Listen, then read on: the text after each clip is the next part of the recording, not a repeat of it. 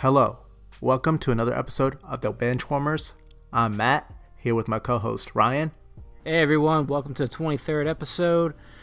Don't forget to follow us on Twitter at Benchwarmers06 and subscribe to our podcast on Google Play Music, Apple Podcast, SoundCloud, Stitcher, and YouTube. I will be updating it with the last 3 episodes that I know I've missed. On today's episode, we'll be discussing the Kawhi Leonard situation in San Antonio, then NBA draft discussion, and we'll be finishing it off with a World Cup update. The Benchwarmers.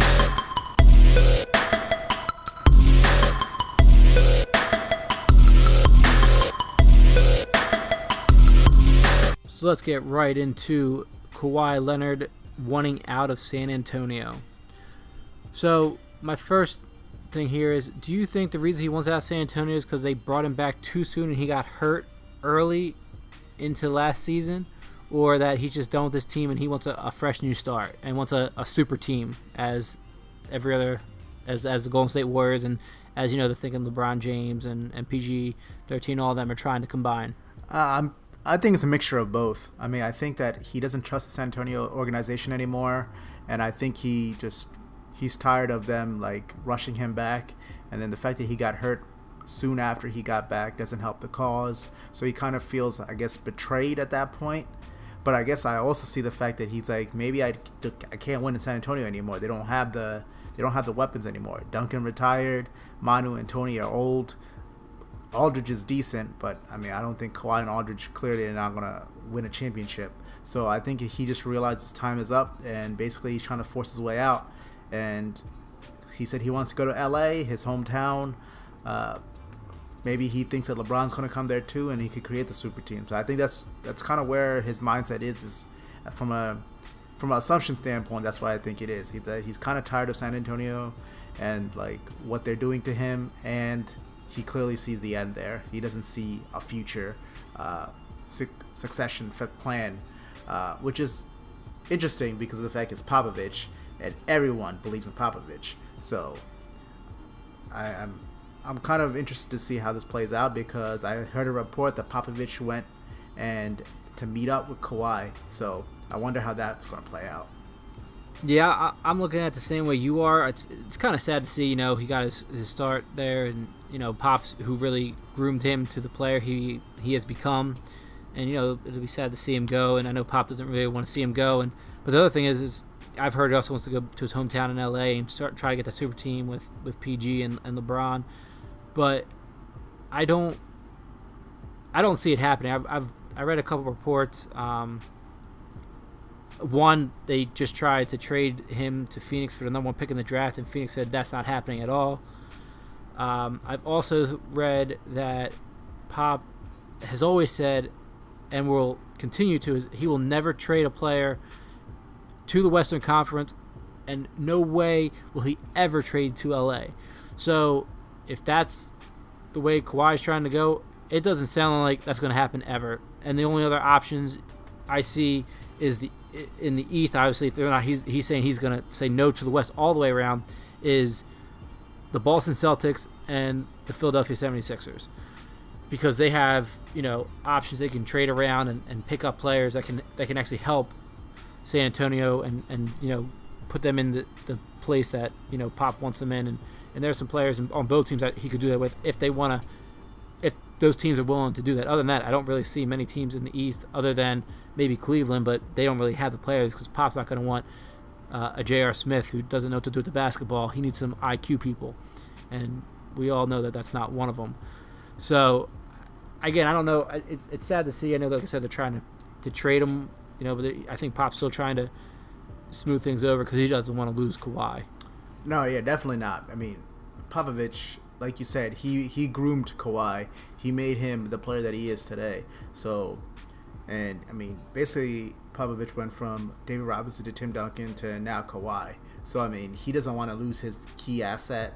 But the fact is, Kawhi still has 1 year on his deal. So it's not like San Antonio needs to somehow rush it and trade him and get like pennies on the dollar, because I think that was the biggest mistake Cleveland did with Kyrie. He had a year left, or 2 years left, and they just because he wanted out, they somehow rushed it and they just got rid of him. Got a broke ass Isaiah Thomas.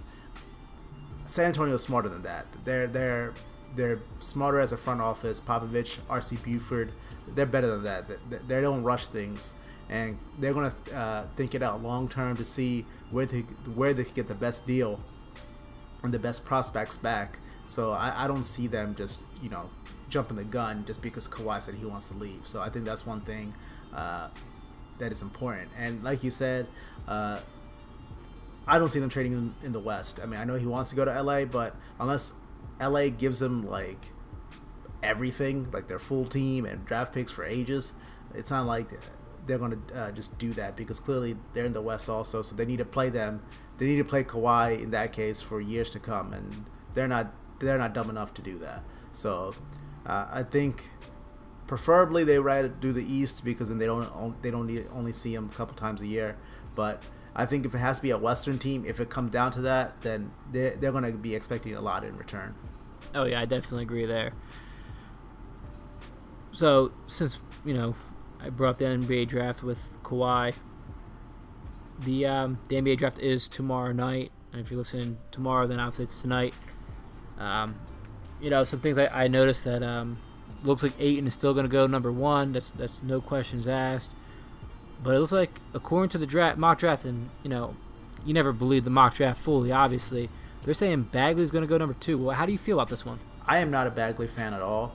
I don't think he is. I think he should be a top 5 pick. I could see that, but definitely not number 2. I don't have the confidence in his skills. Defensively, I think he's horrible. Offensively, I think he's pretty good. I mean, clearly he has that touch. He could shoot. He could post inside, but I think he's a poor man's Amara Stoudemire. I think that's his ceiling. So I personally am not a Bagley fan. So if I were the Kings, I would not touch him. But then again, Sacramento Kings, they do dumb things all the time. So I won't be surprised. So you're saying they should go with Luka? Yeah, no doubt. I think a few podcasts ago, me and you argued who should be the number 1 pick, and I said Luka. I think Luka is by far the best prospect here. I think he's talented. He's one of the best playmakers I've seen, and I think him and Ayton are clearly 1A, 1B here. So I don't have a problem with Ayton, but Bagley being picked over, or anybody else besides Ayton being picked over Luka, I have an issue with that. I think Luka is he should be top 2, no doubt, in my opinion. Oh yeah, no, I don't disagree. I'm not a huge Bagley fan either, and I never thought Amar Stoudemire was that good. So you gotta call him the poor man of my side, and then he ain't nothing. I mean, he needs a Nash on his team, or he needs a real point guard to prove that he's anything. Otherwise, he's not going to be the star. He needs to be that role player. So I don't. But again, like I said, it's Sacramento, and they would end up doing something dumb like this. Ayton, because of where he played college ball and all that, I just think that's where he's going to end up going number 1. I'm not saying that Luka doesn't deserve it. I don't disagree with you one bit. The kid's very talented, and he definitely deserves, if not 1, 2. So if the Kings pass on him, maybe there's a side deal going on as to why they passed on him, because they want him at that number 3 spot, and maybe there's stuff going on that we don't know about. But I feel that I don't disagree. I don't think Bagley is going to be that dominant. Hey, he proves me wrong. Good for him. I don't see his game, what he did last year in college and all that stuff, and throughout to transition in. Well, honestly, I think Bagley's teammate at Duke, Wendell Carter, is a better prospect than him, which is crazy to talk about because clearly Bagley was the number 1 prospect.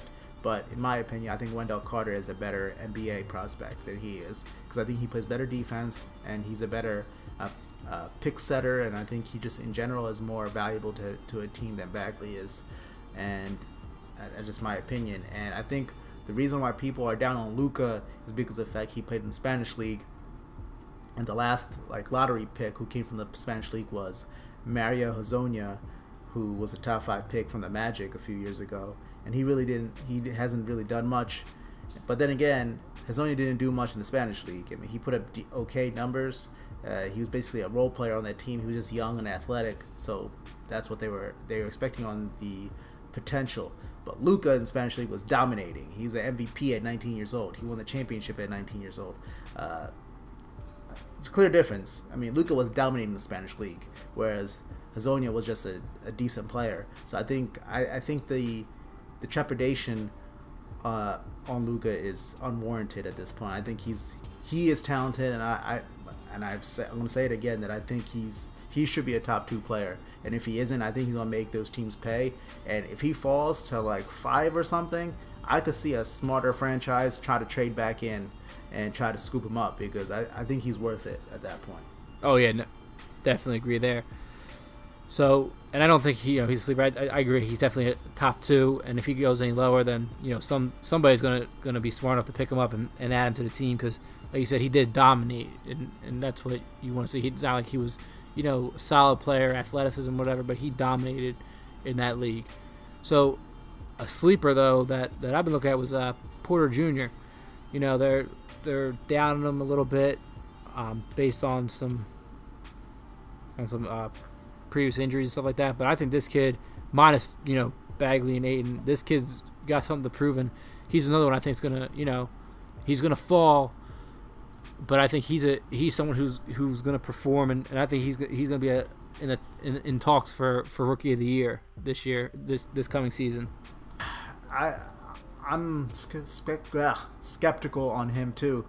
I mean, his injuries, they're pretty serious injuries. So, and he's young, and he already has back problems and hip problems. I don't know. And he only played 5 games in college. He really didn't look all that good in those games either. I mean, I hope he's fine and he's healthy and he can play, because he definitely has a talent. Don't get me wrong. He definitely has all the upside in the world, but I just don't know if these injuries so early in his career is going to hinder him in the long run. Because, I mean, if he's at 19 years old and you have hip and back problems, I mean, is it really promising? That's my only issue. If he's 100% healthy, yeah, I mean, I agree with you. He definitely could be a sleeper, and whoever picks him up, they might get a gem. But if the fact is that he's always going to be hurt one way or another, he can only play like 30 games a year, I don't know if I'll take a risk like that. But I mean, I guess I heard that Cleveland wants him. I heard a lot of teams do want him. So I mean, I won't be surprised if someone picks him up. I just don't know if he's going to be a key component to a team right away. I think he's going to take him time to gel to a team, and because I mean he hasn't even played a full season. Since high school, I'm assuming. So that's the only thing I'm weary of. No, I get that. I just think somehow he's gonna be that guy, because the NBA is gonna rehabilitate him to be a lot better, and he's gonna. I think he's gonna have something to prove, and he's gonna put whoever picks him up. He's gonna show them what he's made of, and I'm not saying he's playing in an entire season. I still think he's gonna end up having to sit out, whether it's injury or just to watch him. Minute monitoring, all that kind of stuff. But I still think he's going to come out, and help any team that he's on. So, we're talking about the draft. We're talking about, these guys here. But, what about our Philadelphia 76ers? Who do you think they're going to take? Well, I'm assuming the Sixers stay put at number 10. I think they would pick Mikal Bridges from Villanova. I mean, he's a hometown guy. Went to Nova, so I think, and his talent, I think he fits with the team. He plays great defense and he could shoot. I think I talked to you, off the phone, but I think he's like a Covington, hopefully a better Covington. That's what I'm hoping for. So if he could shoot, I don't think anyone could be a worse Covington. So I mean, if he could shoot consistently and play defense, really, that's all we really need on this team, because Simmons and Embiid are clearly the cornerstones. So if people could shoot and play defense, that's all I really got to ask for. He has size, so I mean, he could guard people from the 2 to the 4. So I really don't have an issue with him anywhere on the court. So I would like him because he feels like a safe bet. Yeah, I agree. I mean, he feels like a safe bet. I'm not sure how well his full game will transition into the NBA. I'm hoping it'll be a lot. I also agree. I think that's the pick that they should go with if he's still around. My fear is that Trae Young will be around and Philadelphia will be dumb enough to pick him, and that's my only fear. I don't think that kid is going to be anything at all. And listen, may the kid prove me wrong, 100%, 1,000%. I don't care. I didn't like his game in college, and not gonna like his game in the NBA. I don't think. I just don't think it'll transition well.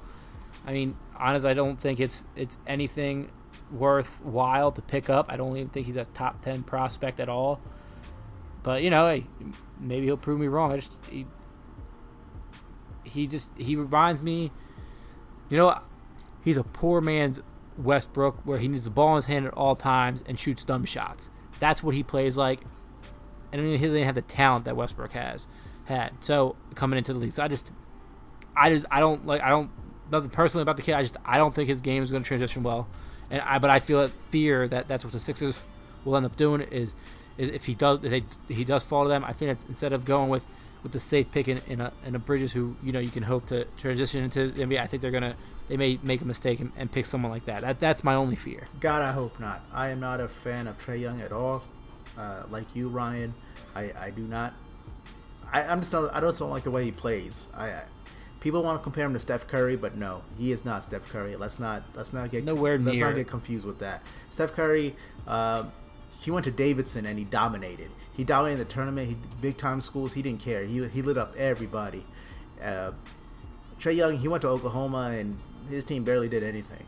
Like, Steph Curry brings the best out of people. Trae Young, in my opinion, does not. He takes like 40-foot 3-point bombs with people all over him. So Steph Curry does the same thing, but he hits them. That's the difference. Steph is Steph.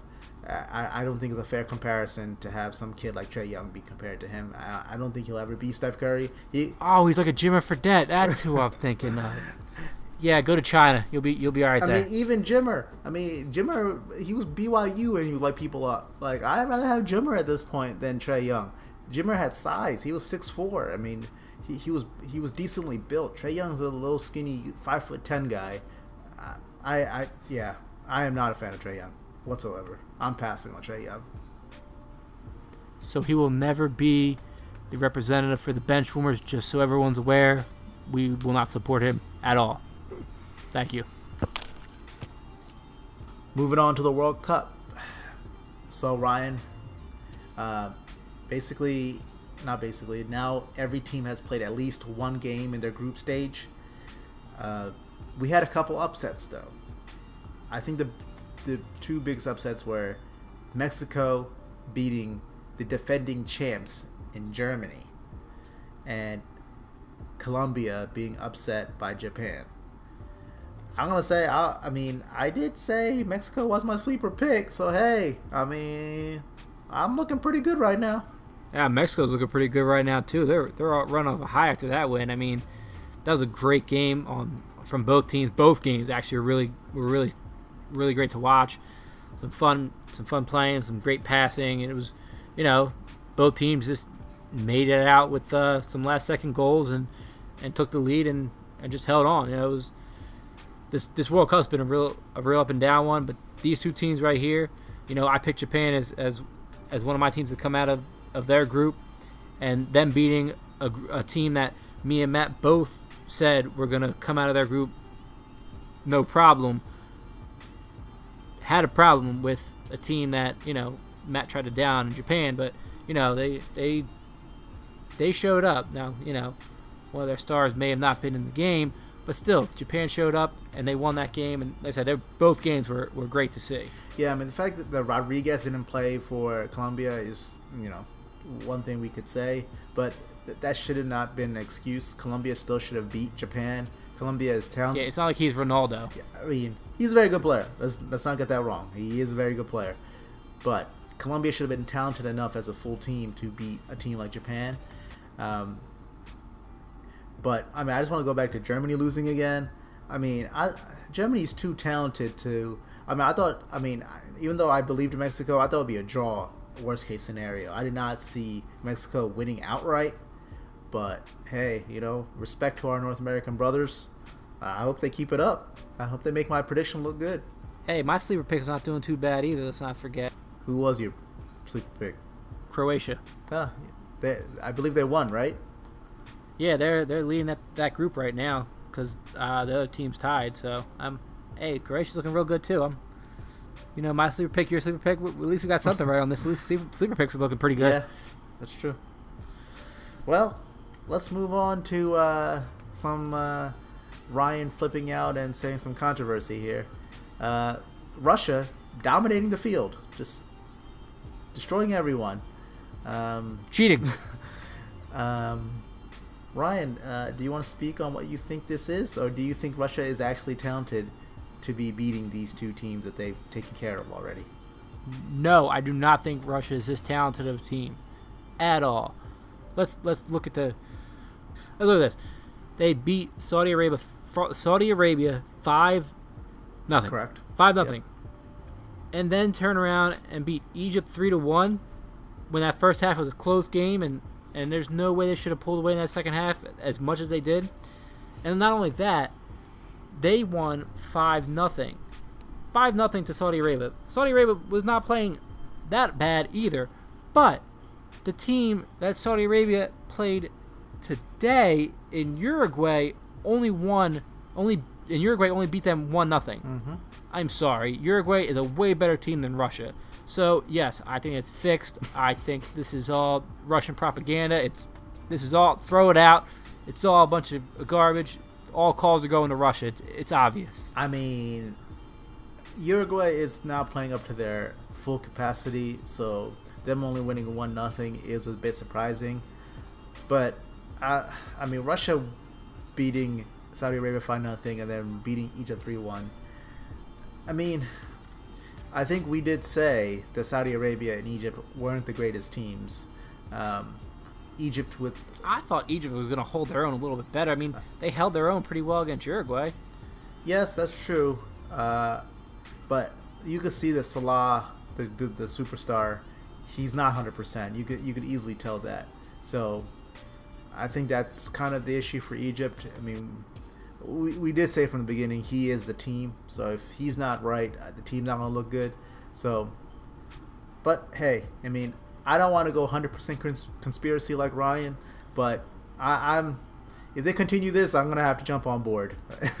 if they somehow beat some legendary team that we believe in, like a Germany or a Brazil or France in the knockout stage in the quarter in the 16 round of 16, then I'm gonna jump on board. I'm gonna jump right on board because there's no way that should happen. Thank you.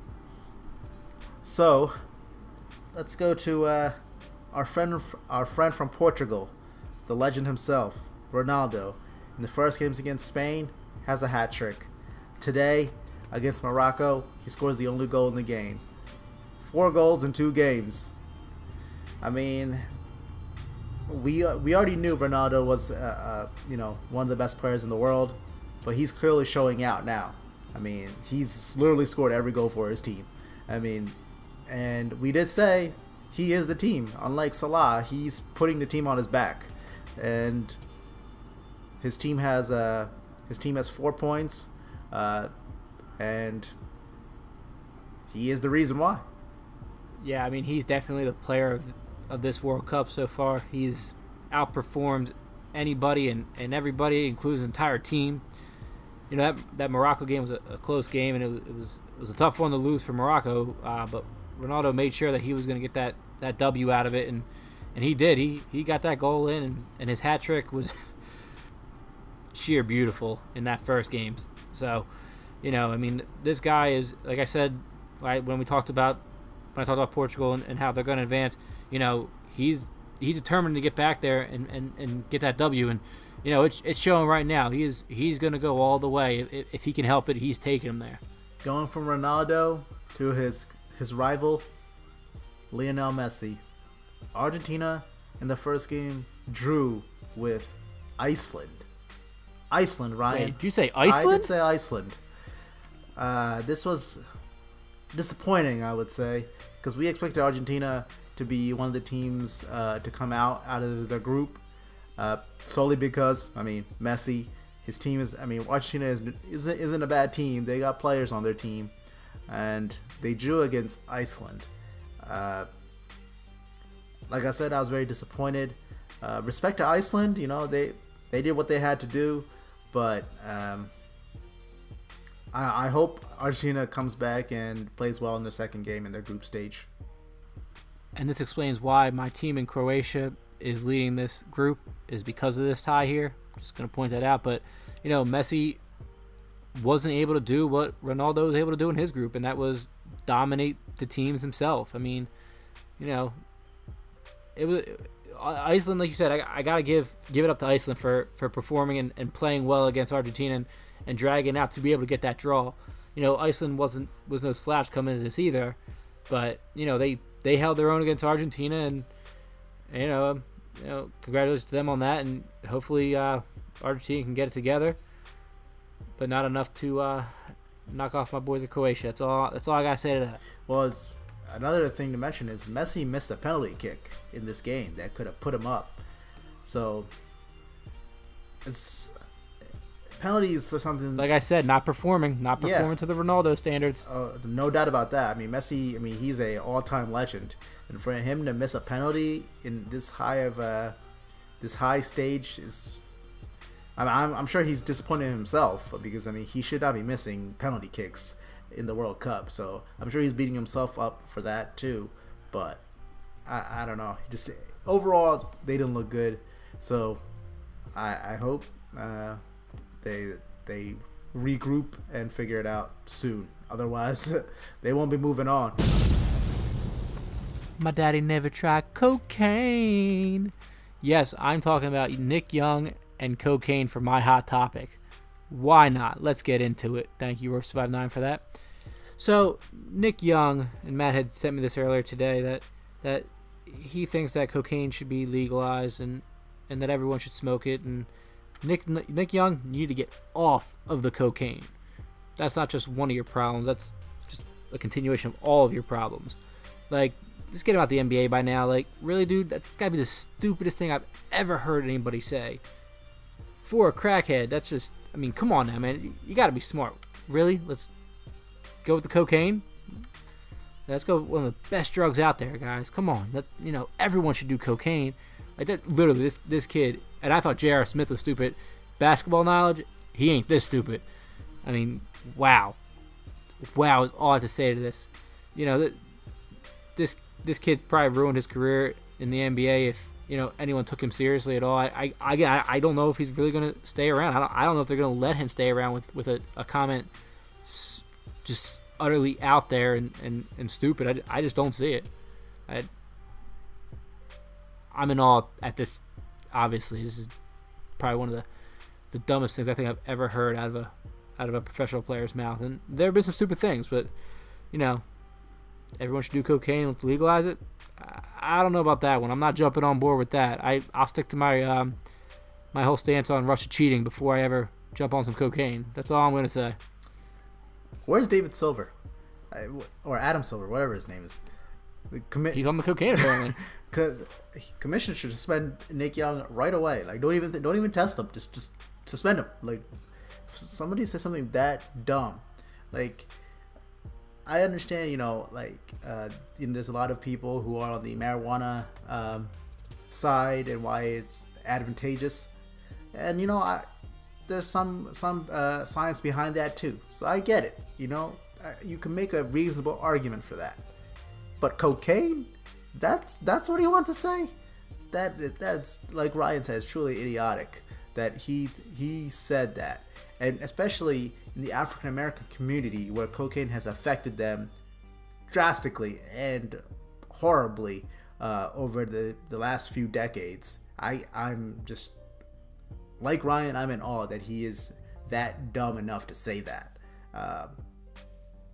I just don't know. I don't know if I was a teammate of his, I wouldn't even know what to say. It's like, dude, like I think you need to just check yourself, because it doesn't make any sense. Why would you say something like that? You might as well just leave. Just never play in the NBA ever again. Just voluntarily just do that, because there's no way you should be allowed to say something like that. And you mean you're such a big stage, people are going to find out what you said. And if this was marijuana or alcohol or something like that, even smoking cigarettes, I don't think it'd be a big, like, it won't get to that big of a point. But the fact he chose cocaine as the drug, it makes it like 100 times worse. So for my hot topic, I'll also be staying in the basketball environment. The athletic brand Puma is coming back into the basketball playing field for the first time in over 20 years.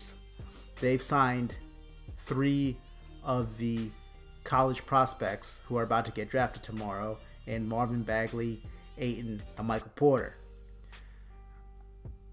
I'm not sure if this is going to work, but I mean, Puma has, in my mind, they've always been like a recreational shoe. I would never play sports in that. Well, at least not basketball. I'll leave it at that. Maybe soccer I could get, but not only have they signed those 3 prospects, they also gave Clyde Frazier a lifetime contract to bring back his old shoe from back in the day.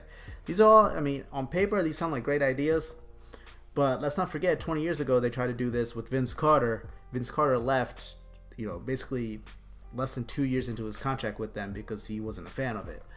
So I'm hoping it works out better this time for Puma. And to add on to that, who do they put as basically the head of basketball for Puma?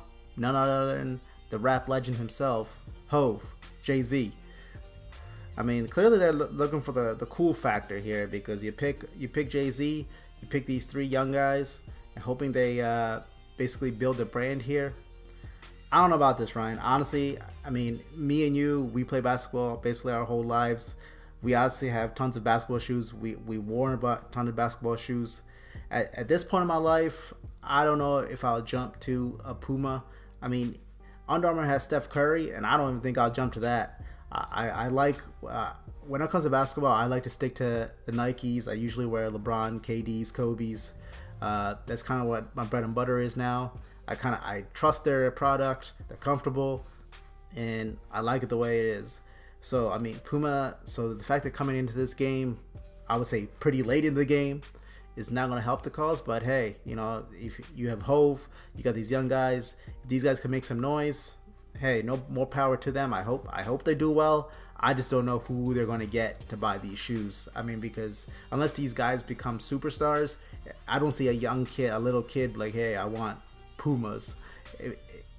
If they have the opportunity, I'm pretty sure they'd rather ask for the KDs or the LeBrons or Kyries in that matter over Pumas. So yeah, I don't see me putting on a Puma like you, Matt. It's never been my go-to, in playing ball my entire life. Soccer wise, yeah, I threw on a Puma here and there when I played soccer, but not basketball, and it's not going to change now. I see, that with Jay-Z for the cool factor, like Matt said, get Jay-Z, and then, hey, Ayton decided to join Bagley and Porter, all these guys, decided to come over when they heard Jay-Z was going to be the head of basketball operations over there at Puma. Unless these guys become stars, even then, I'm not sure if it's going to be a big go-to. They got to be like a Steph Curry right at the gate type of deal to even be able to get that deal. I don't even put Under Armour on my feet. I put the Jordans, some of the Mellows I still got. And even the only other shoe I've actually worn besides those 2 is a Reebok, and it's AI. I just bought Questions a couple years ago, or last year maybe, for stuff. But other than that, you'll catch me wearing the Jordans or the old school Mellows that I have to play ball. And I'm not they're comfortable on your feet. You're used to them. So unless these younger generation kids want to jump on them, or shoe collectors want them just because they're shoe collectors, I don't see people going, ooh, yes, I'm jumping on Puma to wear for a basketball shoe. But yeah, I could say the same thing about Under Armour, and Under Armour's doing pretty well in the basketball world because of Steph Curry. So they said, unless these guys become that caliber, I don't see it changing as much. I don't see that being the go-to shoe. Well, that's all we have for this week's episode of the Benchwarmers. Once again, please follow us on Twitter at Benchwarmers06. You could also subscribe to our podcast on Google Play, Apple Podcasts, SoundCloud, Stitcher, and YouTube. See you guys next week. The Benchwarmers.